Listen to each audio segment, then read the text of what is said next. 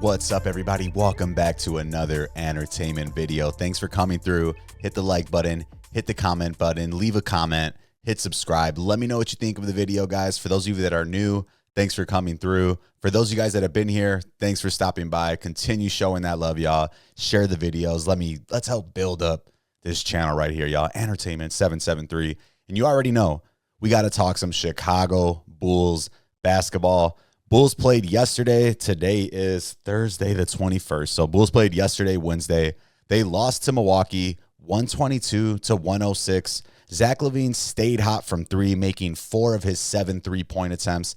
Ended the game with 27 points, 6 assists, and 5 rebounds, but it wasn't enough. Giannis Antetokounmpo killed the Bulls, man, finishing with 41 points, 8 assists, 9 rebounds. Absolute domination from him. Brooke Lopez and Dame Lillard, they were lethal all night in the pick and roll, especially in the first half. Lopez finished with 21 points. Dame added 20 points, 10 assists. So they had a full-on performance from their current big three. Chris Middleton's still out for Milwaukee. They were talking a little bit about it on the broadcast. Middleton is healthy, clear to play medically, but I guess he doesn't feel up to it or doesn't feel like he's back to his old self. So Milwaukee still struggling, but they're making their way. Bulls interior defense, once again, just absolutely atrocious. Lopez and Giannis got to the basket at will. There was pretty much no rim protection, which what do you expect? We really only have Vooch and Jalen Smith, with that's not much, and especially in terms of defense. Bulls host the Hawks tomorrow or this Friday in their first home NBA Cup game of the year. And you already know I'll be there. I'll be in attendance.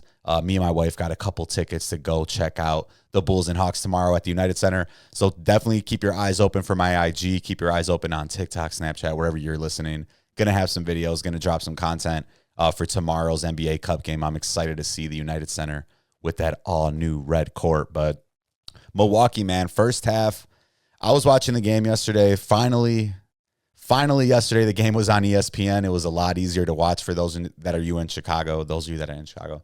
Let me start that over. Blah, blah, blah, blah, blah, blah. My bad. But yesterday, finally was able to watch the Bulls on ESPN, guys. Finally, I have YouTube TV. I was able to watch them. They have their own app now, which is absolute garbage to me. $20 if you want to watch only Bulls games. $30 if you want to watch the White Sox, who are horrible, and Blackhawks games. So whatever, Bulls, Sox management, what else do you expect? Dudes are always cheaping out, but yesterday was able to watch it on ESPN. Besides that, your boy having to hook up the old digital antenna, hook the wire all the way up by the window, old school style. Not quite on a hanger, but similar, just standing there like the Statue of Liberty. But shout out to ESPN for finally having a game I could watch on YouTube TV for my Chicago Bulls. I don't know what they're doing, switching up all this stuff that they do, but whatever, bro. Yesterday I was able to watch it. Come to an agreement, CSN. I think that's what it's called. But finally, guys, Vooch even had a tweet about it. Vooch had a tweet going viral yesterday about how you could finally watch the game on a regular channel, on a regular TV app. So that was great. But getting back to the game, Milwaukee, first half, they came out killing us. It was kind of the Brooke Lopez, Dame Lillard show. Giannis was on the bench for a lot of the run that the Bucks were making. But then the second half, Giannis just went crazy. 41 points, 8 assists, 9 rebounds. Let me pull these stats up. Just a crazy stat line right here. Look at that. 47 points, 8 assists, 9 rebounds, 7 of 14 from the free throw line, which isn't great, but he was 17 of 24 from the field. So he missed 7 shots on the field and 7 free throws. If he would have hit a couple free throws, one more shot, dude's looking at like a 50-point game yesterday. And Dame Lillard, 10 assists. A lot of those, at least when I was watching, looked like they were going directly to Brooke Lopez. Lopez was just bullying us down low. There was a rebound where he literally got it, didn't even jump, and just put that mug right back in. So it was a long game. Bulls did make a run in the third quarter. We made a quick run, cut the lead, and then in the fourth quarter, the Bucks just, boom, turned it right back up again. So Milwaukee with back-to-back wins, that brings them to 6-9 on the year so far. After a super slow start, they're now 5-5 in their last 10 games, so they're starting to creep back up. Middleton still waiting to come in. There's just a lot of different pieces on this year's team. I mean, let's go back to this roster real quick. You pull them up. They're starting Andre Jackson Jr., who's a rookie. Taurean Prince came in from the Lakers. DeLon Wright had some playing time. Gary Trent Jr., who I think for them has been pretty underwhelming. If you remember Gary Trent, he was on the Blazers last year. Before the Blazers, I think he was on the Raptors too. He's been on a couple of different teams, but he didn't really live up to what they thought he was going to be. 3 of 5 from 3, but I think defensively he's been kind of cooked more than they thought. AJ Green, shout out to a fellow white boy shooter. He was from Northern Iowa too, so that means he played some Summit League basketball against WIU, Leatherneck Nation, baby. But AJ Green, man, a surprise this season. Definitely been coming out here hooping. Definitely known as a three-point shooter, 49% from 3 this year. But dude is starting to play some defense, starting to earn some more minutes on the court. And Milwaukee, they got time, man. It's the Eastern Conference. You know, it's nothing special going on. East is weak per usual. I mean, since I've been alive, the East has always been the weaker conference. But we pull that back up here. Milwaukee started off horrible. And look at that. They're already right back in the playing game, already above the Bulls. 1 game ahead of us. So nothing spectacular. Let's zoom in here. Nothing spectacular happening in the Eastern Conference. Cleveland, Boston, New York, Orlando still, even though Paolo Banchero's out. I don't even pay attention to the standings until we get at least to Christmas time. So we got a little bit over a month. Right now we're only, 15 games in for most of these teams. Cavs are 18 games in. But Bulls lost to Milwaukee yesterday. We're going to be hosting the Atlanta Hawks this Friday for the NBA Cup, Emirates NBA Cup game. I'm excited. I'll be in attendance. I'm excited to see the court, excited to see if the environment's different. I've been to a couple different playoff games back in the day with the D-Rose Bulls, so we'll see what that environment's like tomorrow. And we know the Bulls actually have a chance at getting that W, so keep posted. I'll let you guys know how it goes. But let's talk a little bit about the NBA Cup now. That's a perfect transition right there. You see, we're working on that. We're working on those transitions. So going into the Emirates NBA Cup, y'all, let's take a quick look at some of these standings here. So you see Eastern Conference, Magic and Knicks are both undefeated in their group. Pistons, Bucks. So a couple teams already have a couple games ahead. The games are on Tuesdays and Fridays. And then Group C, which is the group I'm concerned about because I'm a Bulls fan here. Atlanta's 2-0. So Bulls tomorrow. We got to make some moves. Bulls looking to make a move into that Group C. We got to get a W. Celtics are 1-1 with, I'm assuming, a loss to the Hawks because they beat the Cavs yesterday or on Tuesday.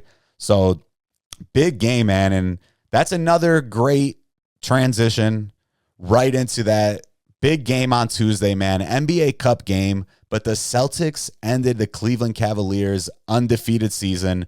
Cleveland started off, let's see, what was it? How did I not even know? I wrote it down. So Cleveland started off 16-0.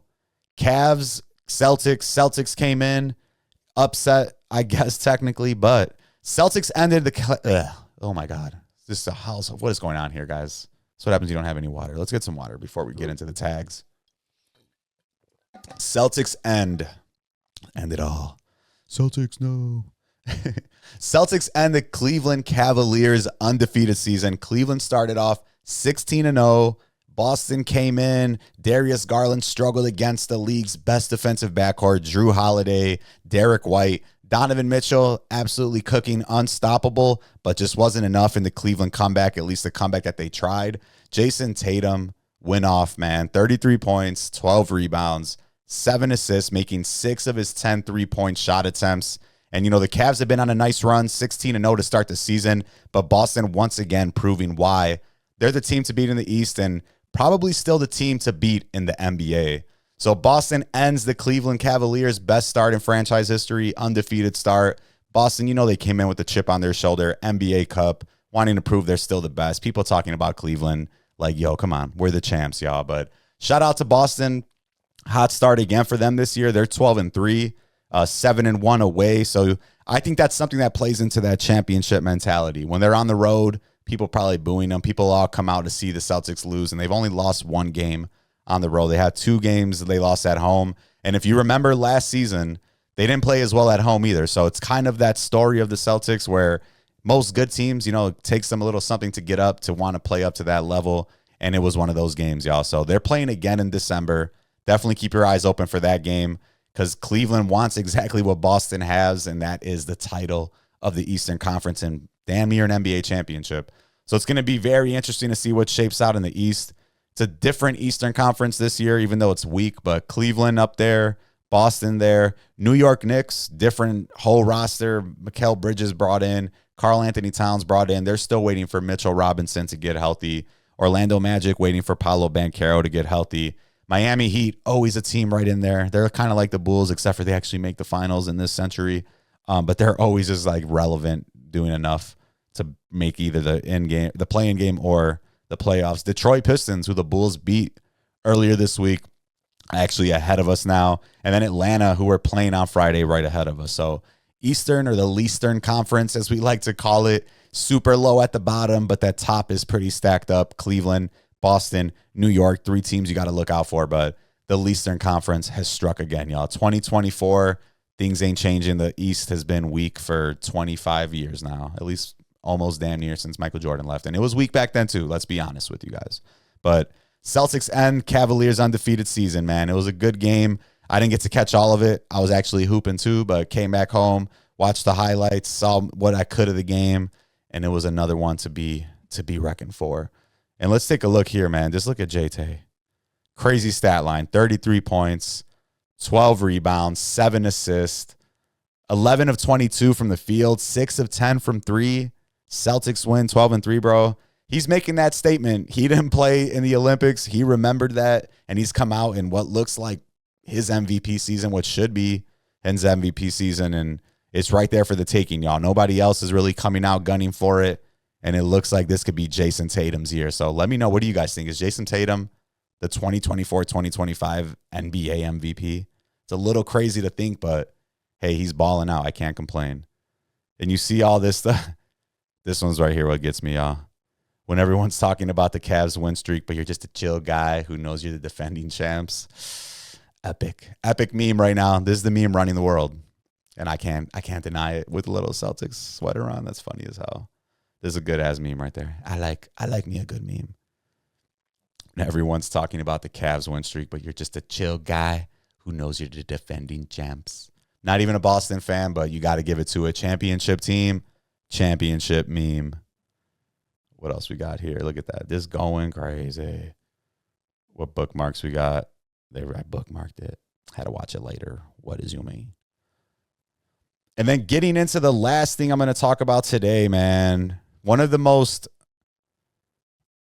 underappreciated superstars, if not the most underrated superstar in my generation, probably one of them in NBA history, Russell Westbrook records his 200th career triple-double. Dude was just balling out, going crazy in Denver now. He's been all over the league at this point, but you got to give that respect to Russ. Night in, night out. Dude's coming out there giving you his all. Those years in OKC after Kevin Durant were unforgettable. Even if they didn't make it anywhere, he was cooking. But you got to give that love to Russ. 200th career triple-double. Shout out to the boy. Shout out to Westbrook. Unforgettable night for him, man.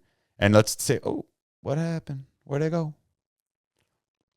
So Russell Westbrook, 200th career triple-double. And you see he's number 1 on the all-time list. What's crazy, though, is that Jokic, who hasn't even been in the league that long, is already 4th on the list. So two triple-double gods on the same team is pretty crazy. And we'll see what they could do in the playoffs. It's been entertaining for the regular season. But shout out to Russell Westbrook, man. One of the most underrated, underappreciated superstars in my generation and definitely in NBA history. 200 career triple-double. Shout out to Brody. Shout out to the God. Triple-double God, that is. But shout out to Russell Westbrook, man. And let me know what you guys think. My favorite Russell Westbrook was definitely the year right after Kevin Durant when they were going at it. And looking back, he probably should have just passed the ball to Kevin Durant more. But it is what it is. It led to some good content, and that's what it's about. But Bulls taking on the Hawks tomorrow night. We'll be at the game. Definitely keep your eyes posted on my social media. You'll be seeing some content from the game.